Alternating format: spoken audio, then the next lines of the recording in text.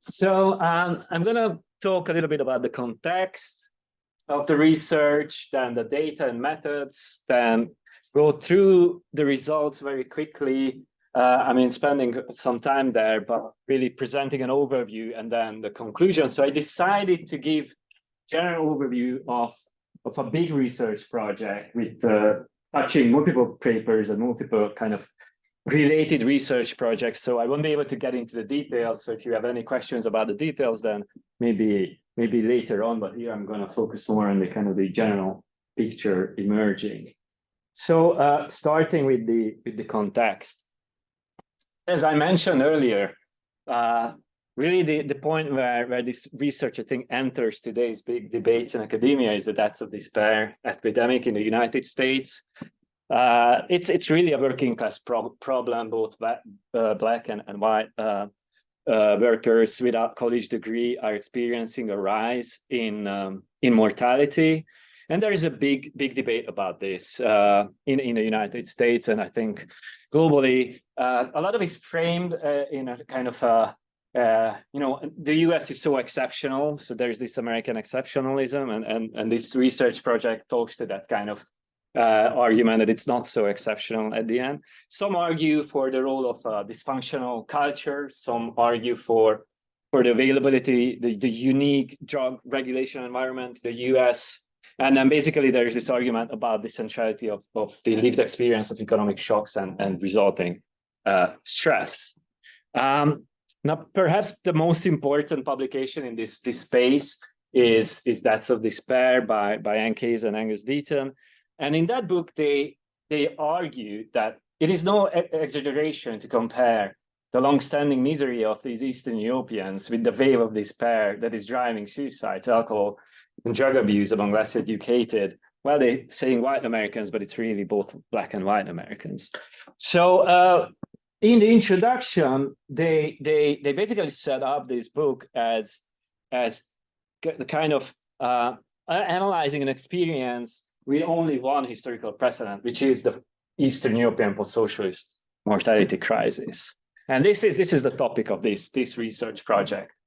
So during the 90s, around 7 million people died prematurely. So that's the number of excess deaths if you basically extrapolate from the average mortality rates from the 80s. That's the number of people that died in excess during the transition to capitalism. And like with the case of the deaths of despair debate, some argue that it's Eastern Europe and the post-socialist condition is so exceptional that it's so unique that you can't really compare it to anything else. But you see that I'm trying to make this argument against the exceptionalness of the region, especially the arguments that point out that it's because of the socialist past. Now, some say that it's related to the dysfunctional culture, working class culture. So basically, socialism established the kind of led to anomie, widespread anomie, normlessness, socially weak middle class. And this weakness of the middle class combined with this normlessness just leads to dysfunctional health behavior. Others say it's about the supply or price of alcohol. So whereas in the US it's especially drugs that play a crucial role, in Eastern Europe it was alcohol. And specifically, there was this Gorbachev anti-alcohol campaign at the end of the 80s in Russia, especially Soviet Union. And the argument is that once that ended around 88, there is this rebound effect. So the price of alcohol drops, and then people just start drinking again. And those lives that were saved during the alcohol campaign just like basically were lost after the end of the alcohol campaign.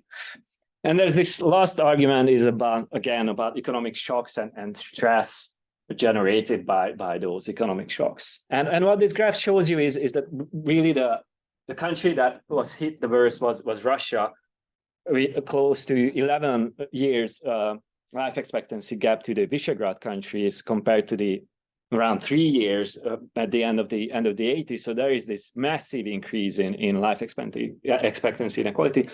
Life expectancy for males also declined substantially in Hungary, which is kind of in between Russia and the rest of the Visegrad region. So the Visegrad countries will be then Poland, the Czech Republic, Slovakia, which are usually considered the most successful transition countries. And in this case, it's right in a sense that there wasn't that much of a health crisis in those countries, and then kind of Hungary is in between there. And there's this debate is still going on, and although the public health scholarship has showed the role of psychosocial stress, suggesting it comes from the rapid economic change, they're using mostly individual level evidence. And there is little direct evidence linking political economy to health. There was this pioneering paper published by Stucker, King, and McKee in 2009, perhaps you came across that, which argued that privatization, especially rapid mass privatization, was linked to mortality in Russia. But it was heavily criticized because it was using country-level data, both on privatization and mortality.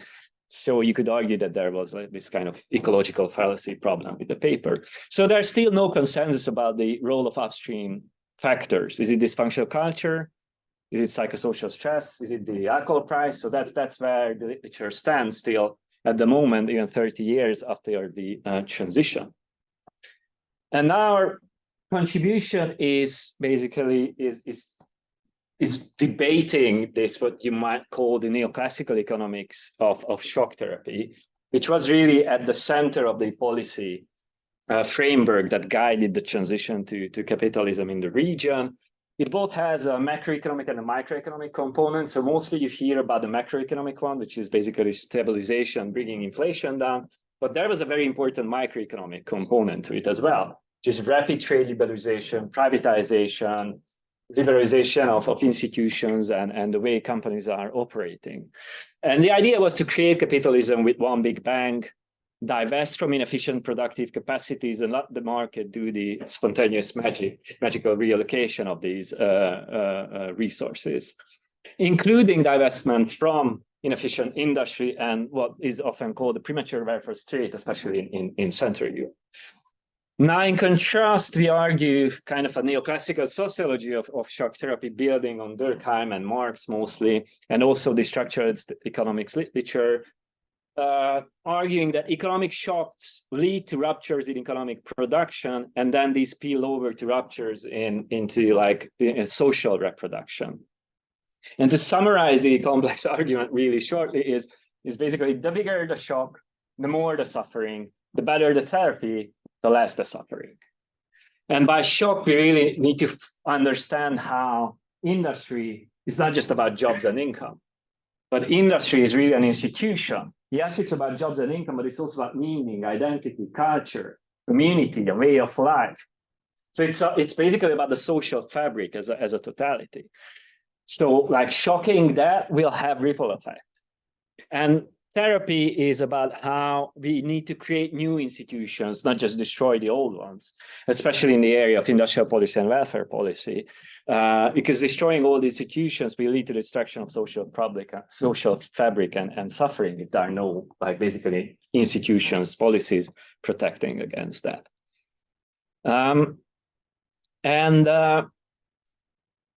So this is basically the context of the research. And to analyze it, we needed to really overcome a couple of challenges. So the big challenge is to link individual mortality, individual health to contextual economic shocks. Now, I guess a lot of you are reading here the political economy of health literature. There's very good data, mostly for Europe and US, but that is not the case for many other parts of the world, not just Eastern Europe, but like basically generally. So that's a really like a challenge. So town level mortality registry is not linked to individual characteristics, which is a problem because then you cannot control for education or things like that, age. So we assembled a new mortality data set. Then there's no detailed town level economic history available. So you cannot really track industrialization and privatization histories at the level of towns. So we assembled a new company data set at the level of towns. In Hungary, this was really tedious because we needed to visit the local courts of registry and digitize company ownership data. And then there is this other challenge that there is no good social policy data before covering the period leading up to 1995, especially at the town level. So we really cannot really properly test the social policies is very, very tricky. So we are using kind of an indirect proxy, which is unemployment benefits at the town level. And that's why we also did a lot of qualitative interviews to understand these therapies. This leads to so this was done as part of this privatization mortality research project, which is basically, as of today, the largest data collection project on the social causes of the post-socialist mortality crisis.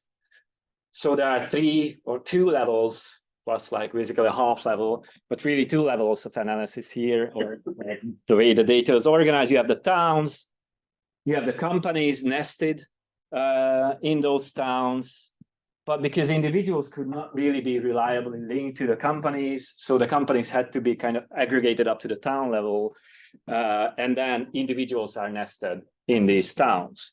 So the analysis was conducted in 3 countries, Russia, Belarus, and Hungary, and we're focusing mostly on Russia and Hungary for the moment. At these 2 analytical levels, medium-sized industrial towns, we're concentrating on in those towns because this is where you can best isolate the effect of industrial change and privatization. Things like that, it's much trickier in larger towns, in large cities. And then we collected data on the largest companies in those towns. In Hungary, this was about 52 randomly selected towns. And we assembled this company ownership data set and differentiated between towns that were dominantly foreign, dominantly domestic private, and dominantly state-owned during the 95 and 2004 period. And then we also collected data on industrial employment trajectories for Russia, close to 450 towns. And then for Russia, the 10 plus 10 towns were matched based on privatization strategies. You have fast privatizing towns and slow privatizing towns matched using propensity scores, where fast privatization is basically privatization exceeding 90% reduction in state ownership in 2 consecutive years, whereas slow privatization would be this not reaching 50% in 2 consecutive years. And then these 2 towns are matched as a kind of control and treatment groups. And then individual surveys were conducted in these towns using what is called the breast method, or like a retrospective convenience cohort. So the idea is to have individual level data on basically mortality plus education and all the relevant socio-demographic characteristics. But how do you do that? Right? Those people have already died. So the idea, this was developed for countries with non-reliable, like basically vital statistics. And this has been used by the UN quite a lot. So this was adapted to Eastern Europe. It's basically asking respondents to tell the stories of their relatives and give data about their relatives. And then obviously you cannot use the respondents because they are still alive, but then you can use the data on the relatives because some of them are already dead. And so this is how it looks like altogether, close to 270,000 subjects in the data set in this breakdown.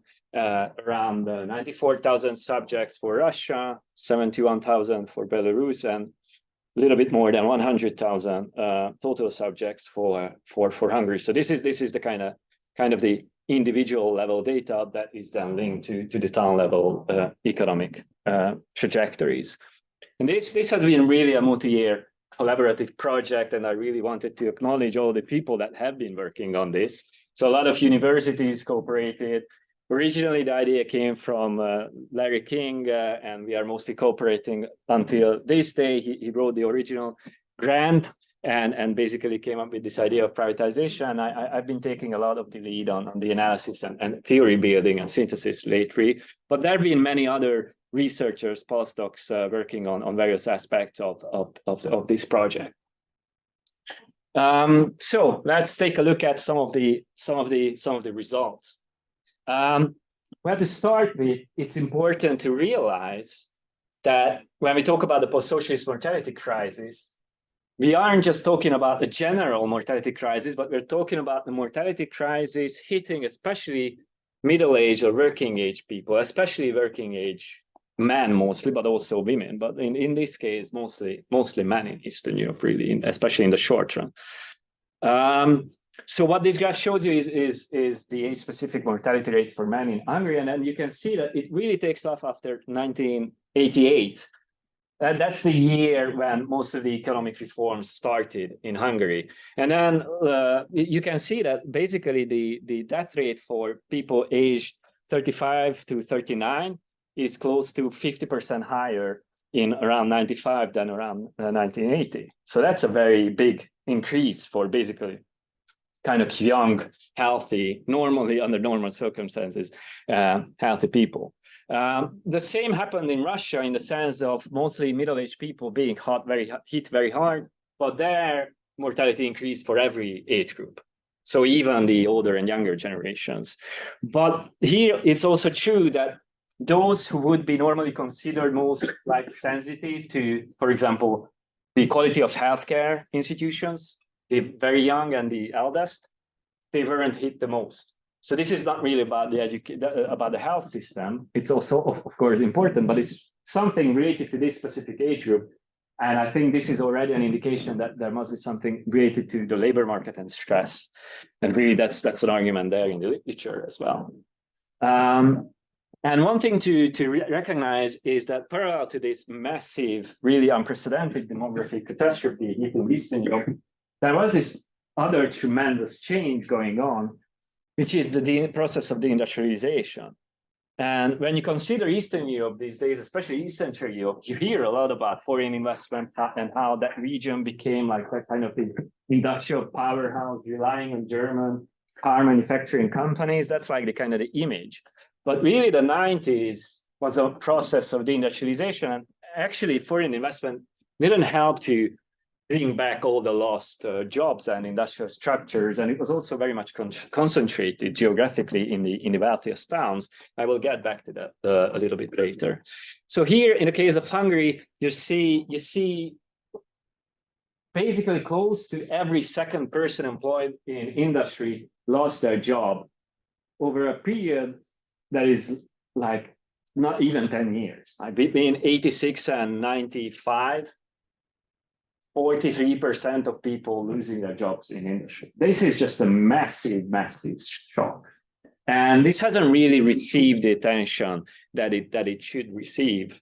The same is more or less true for Russia, but here it's around 40% and it's a bit slower.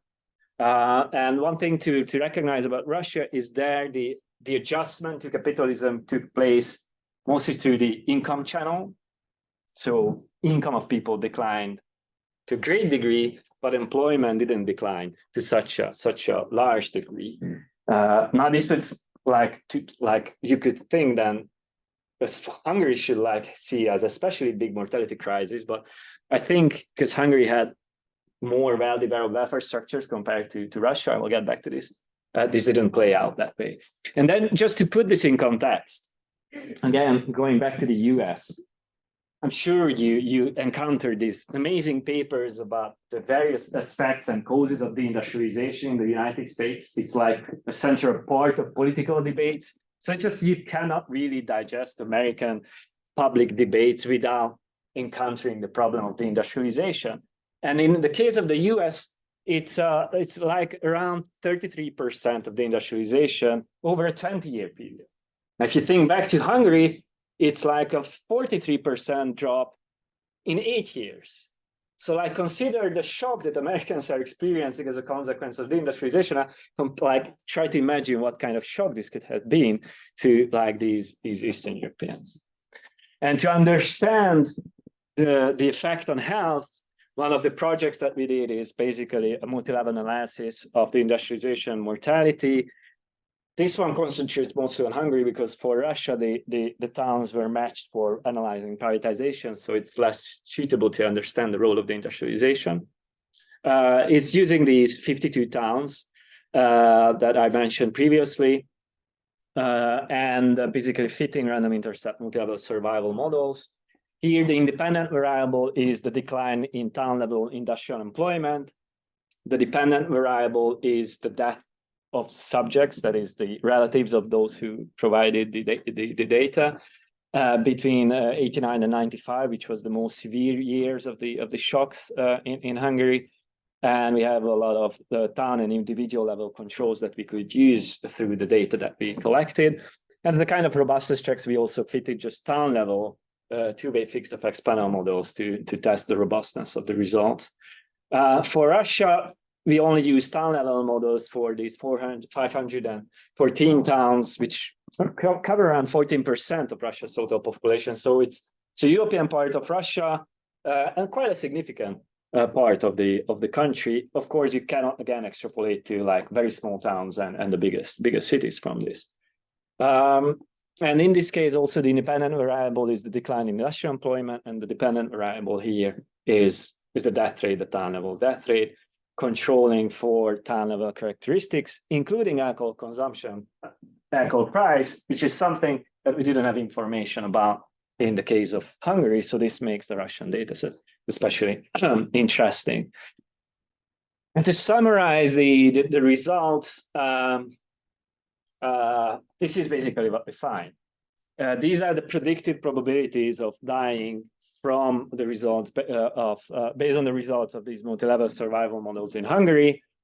And what this shows you is really the association in the case of Hungary is not linear. So you need to go above 50% industrialization. So you need a relatively large shock to have a significant increase in mortality in the case of Hungary. This is fully adjusted for things even such as smoking and alcohol consumption and income and town level characteristics such as dependency ratio, town level death rates before the industrialization and things like that. For Russia, we fitted these linear models, and this just shows you a quite robust and highly significant association between the industrialization and mortality in Russia. Actually, the association, as I hinted at it earlier, is stronger for Hungary. So when deciphering the different kinds of shocks, I would say that Hungary, perhaps, in the case of Hungary, it was mostly the industrialization that mattered the most. And the industrialization could pick up the effect of various policies, such as trade liberalization, very strict bankruptcy law that was introduced, company restructuring, all these things. Whereas in the case of Russia, I will get back to it, it's mostly privatization. So this is one of the regression result tables, and I just want you to concentrate on this, which shows really the robustly significant association between the industrialization and mortality across all the models. Around 15% higher chance of dying for people who live in severely deindustrialized towns compared to those who live in towns which experience less than 50% industrialization. And the other one down there is the interesting bit about registered unemployment, which is, if you think of this, is like, we already have the industrialization on the model. So this, I think, our argument is that it's really showing the effect of unemployment benefits. And not all of those people who were laid off during the early years were registered as unemployed. So some just tried to, like, I don't know, just get a new job, or some didn't even register as unemployed, and they wouldn't get unemployment benefit. But those who got it, they got it for 2 years, and they got around 75% of their previous income. So it was a very, very good and strong unemployment benefit. Back then, of course, it was rapidly reduced throughout significantly reduced throughout the 90s. Right now, Hungary has the lowest unemployment benefit in terms of duration. It only lasts for three months, thanks to the great Viktor Orbán, who is now managing the country's affairs. And these are the results for alcohol and the industrialization, alcohol consumption, the industrialization in Russia. So if you think back of the rebound effect, it said that basically you have a decline in alcohol price once the Gorbachev anti-oil campaign ends. So it's really a story about how populist politicians decrease the price of alcohol. So what you should find is basically alcohol consumption shouldn't be related to the industrialization, but should be negatively related to alcohol price. So the lower the price of the alcohol, the higher the consumption of alcohol. That should be basically the results that you find. But in contrast, like confirming our argument, the decline in industrial employment is significantly leading to higher rates of alcohol consumption at the contextual level. But interestingly, the opposite is true for what you would expect based on the rebound effect. So higher alcohol price, meaning more alcohol consumption. I'm not sure, like I wouldn't argue based on this that like the way to reduce alcohol consumption is to reduce the price of alcohol. But I think based on this, it would be hard to argue that this is completely the opposite what you would expect from the rebound thesis. And one of the reasons that could explain this is that there was various ways in which Russians circumvented the price of alcohol, producing all kinds of illicit homemade drinks that were also very, very unhealthy. So the sensitivity to the price of alcohol is really like questionable in the case of Russia. We dig deeper into this in another paper showing why the rebound thesis doesn't really hold. This is just like one of the hints, one of the traces or one of the parts of the argument. We tested the robustness of this association. Importantly, in Hungary, there were no male mortality differentials across these towns that underwent different degrees of the industrialization. So this is something that happened during achievement period, to use this kind of natural experiment language. Of course, this is not a natural experiment. This is not like a final hardcore proof of causality, but this is as good as it gets when we are analyzing Eastern Europe. We also did this test with a split sample. So again, if it's like a dysfunctional culture, something in like that industrial workers carry with themselves as a consequence of socialism, then you would expect to see higher mortality in towns with higher industrial employment. But we found exactly the opposite. So again, I don't think that you could explain away the mortality crisis by referencing dysfunctional working class culture that just somehow comes from the faults of socialism. The models also stand, if you like, operationalize industrialization in different ways. Controlling for in and out migration also doesn't affect the association. We are on the same with the plan level fixed effects panel models. The association holds, and also if you exclude all the outliers in various ways, both towns and individuals, then the association still holds. So again, I know that here, like natural experiments are popular. This is not one, but I think this is as good as it gets when it comes to like policy, analyzing policy interventions and identifying kind of the causal association. But of course, we cannot say that this is causal. Now, the other one of the other main projects is about understanding the effect of privatization, and here Russia is a crucial case, because there we have these 10+10 match towns, the fast and slow privatizers using propensity score matching. So propensity scores were calculated using population size, dependency ratio, information on level of health provisioning, housing, pollution, initial mortality rate, alcohol poisoning, and level of income. So quite a few characteristics that are very, very important correlates of health. And then we basically calculated the hazard ratios for survival in these towns. Independent variable is speed of privatization. Dependent variable is death of subjects between 92 and 98.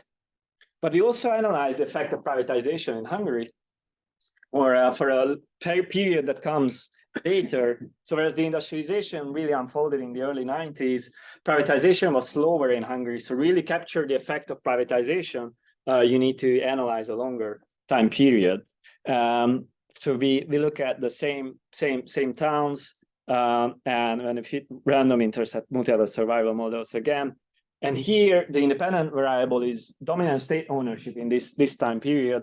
And dominant ownership means basically using the data from those companies, looking and aggregating it up to the town level, which one is basically the dominant from the three categories: the state, domestic private investors, or foreign private investors. So we have these three categories.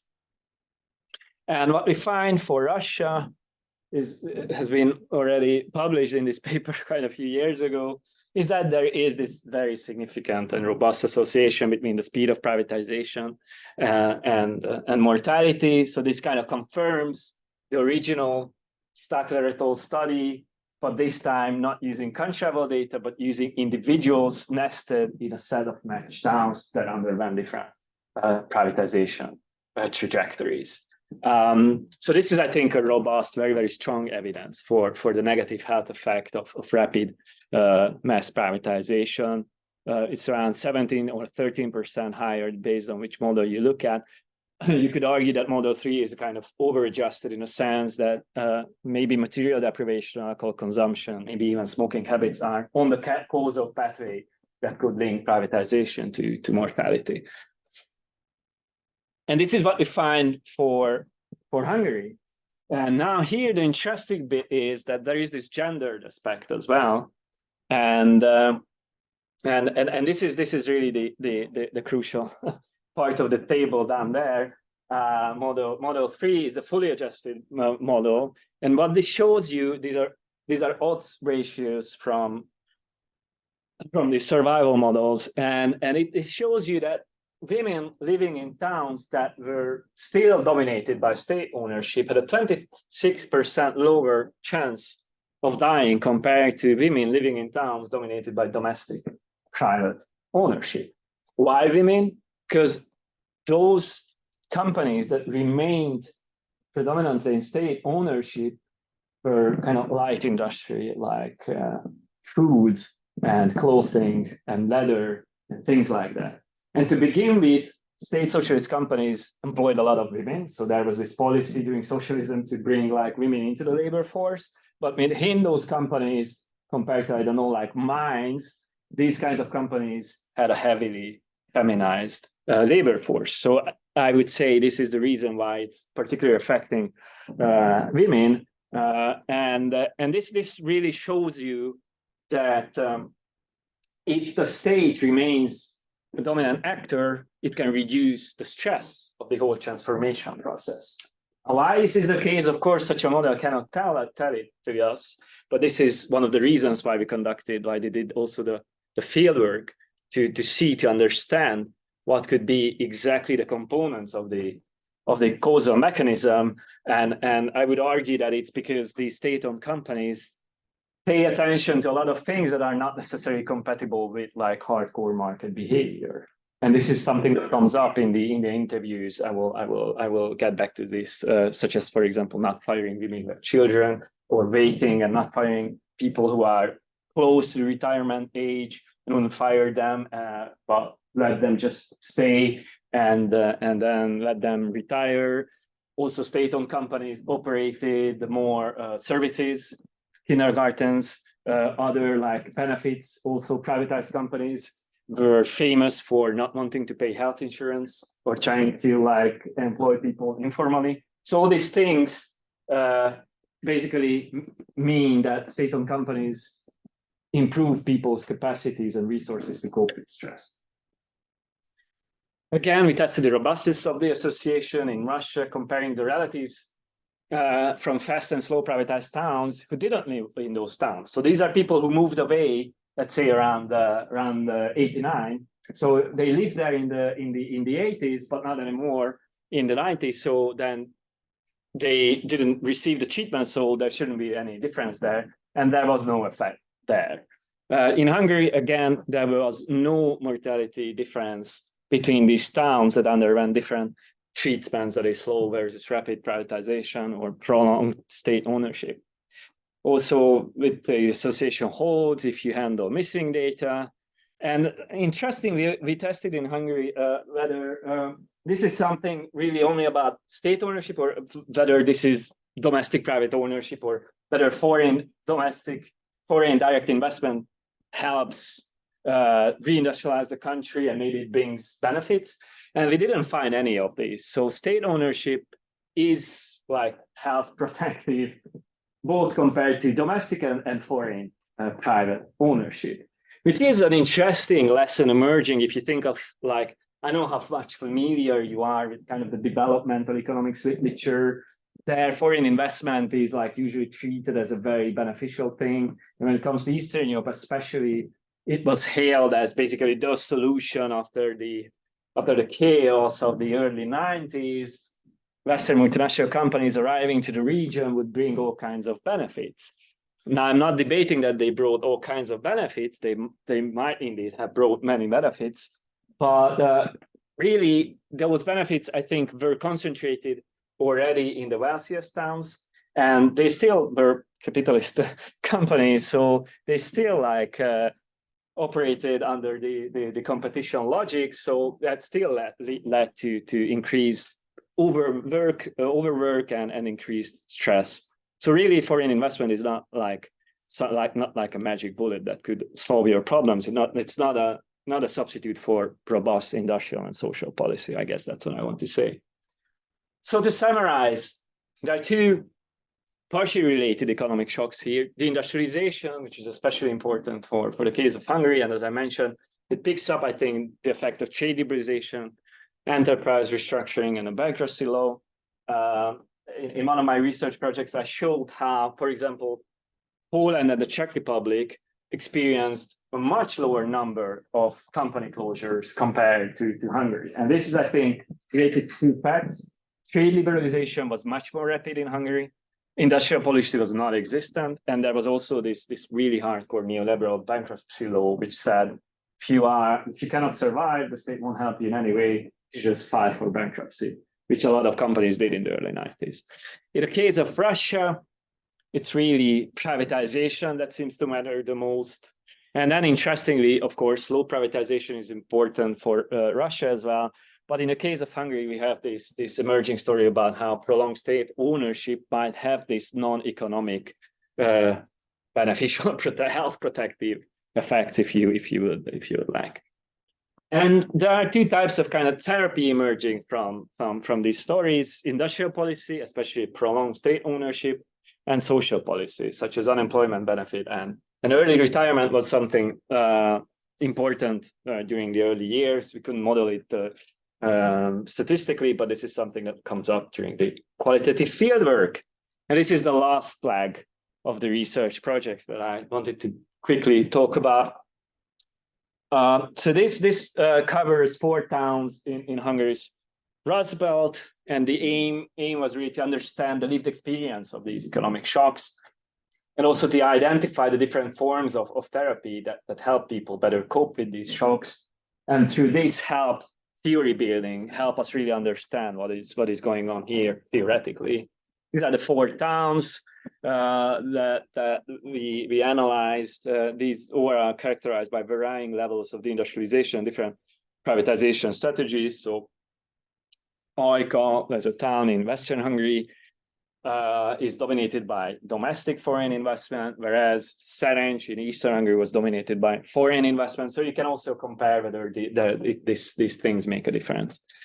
And with the help of a great team of research assistants, we conducted 82 live course interviews in those four towns with working class adults who were already living in these towns and working mostly in these towns already in 1989. So the idea was to basically find these people before they die so that they can talk about their experience already before the 80s and then during the 90s, because these people, like my parents died during the transition. My father died because of this. So I have this personal investment in this story.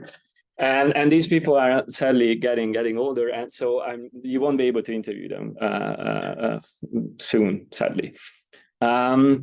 So it's impossible to summarize like 2,000 pages of life history interviews in 3 minutes. So what I just did here is show you the way these people talk about health-related issues, and this is just a very simple summary of word frequencies.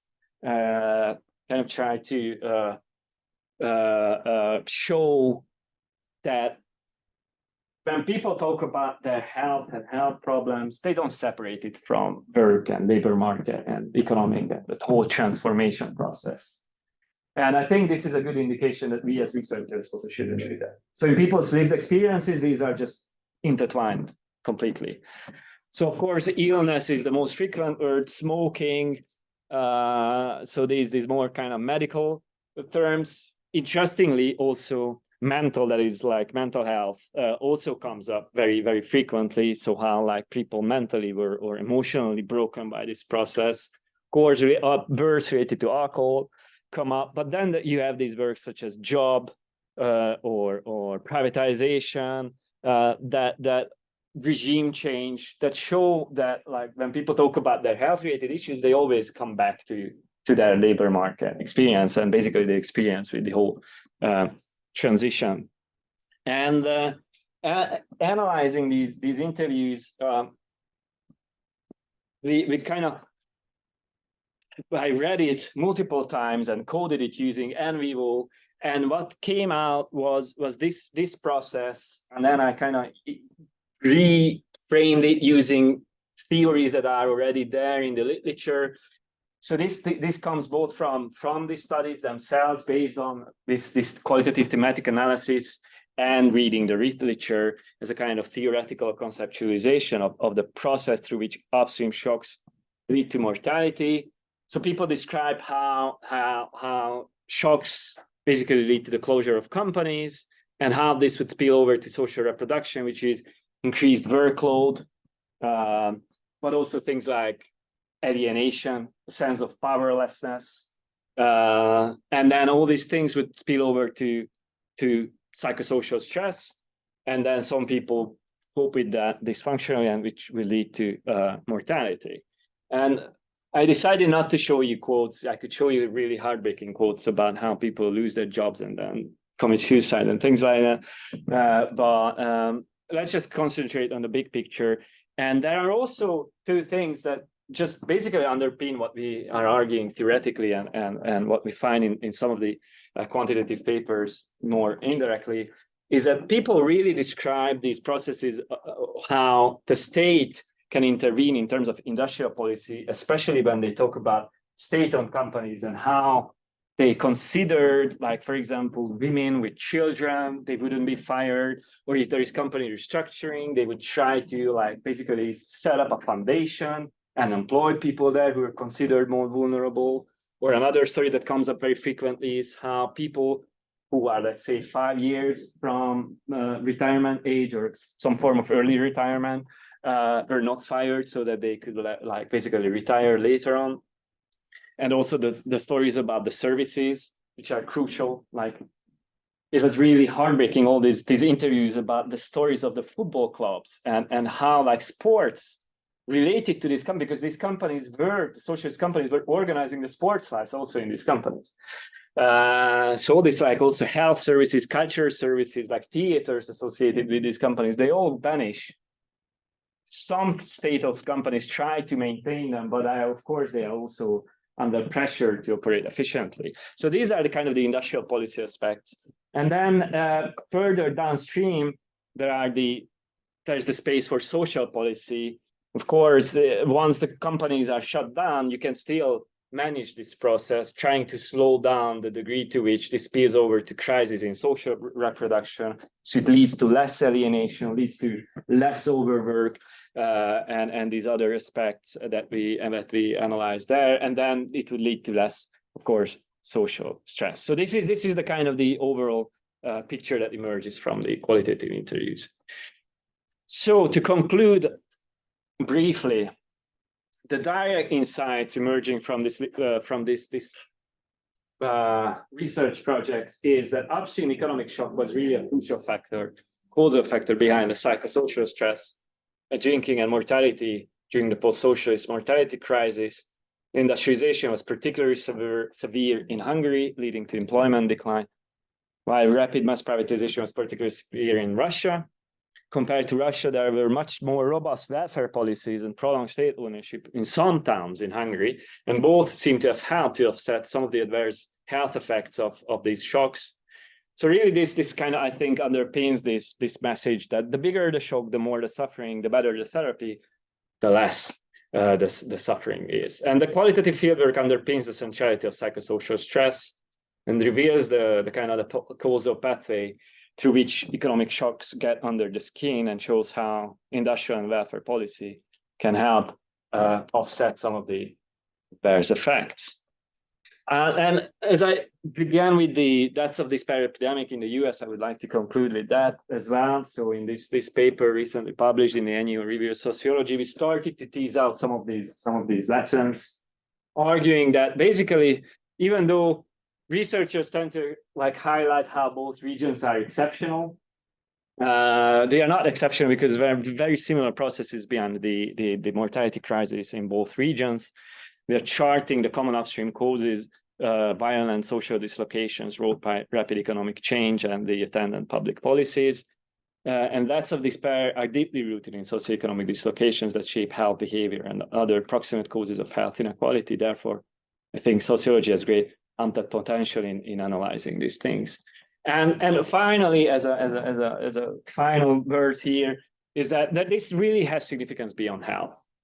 So there's evidence that these health crises, of course, 7 million people dying in Eastern Europe, and the degree of suffering among working class Americans is in itself a horrible problem. But this also spills over to politics, political polarization. So there's evidence that these health crises are intricately linked to the rise of illiberal populism, both in the US and in Eastern Europe. So we know that Trump won big in countries with high death rates. We know from research that support for Brexit, I love Brexit out there, was bigger in towns with high death rates of deaths of despair.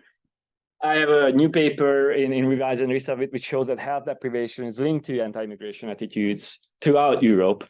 So there's this emerging quantitative evidence. And then in my book, I show that the post-socialist mortality crisis was also linked to the loss of the legitimacy of the liberal order.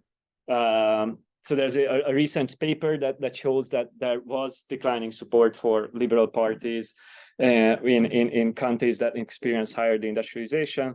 And in my book, I show other kind of mixed method evidence linking the lived experience of these economic shocks to the rise of illiberalism in Hungary. In another brief essay, I started to tease out the broader theoretical lessons about the deaths of despair for the health of democracy, but this is really kind of work in progress. So there's much remaining to be done here for future. So thank you very much. And of course, if you have any questions, I'm more than happy to answer them.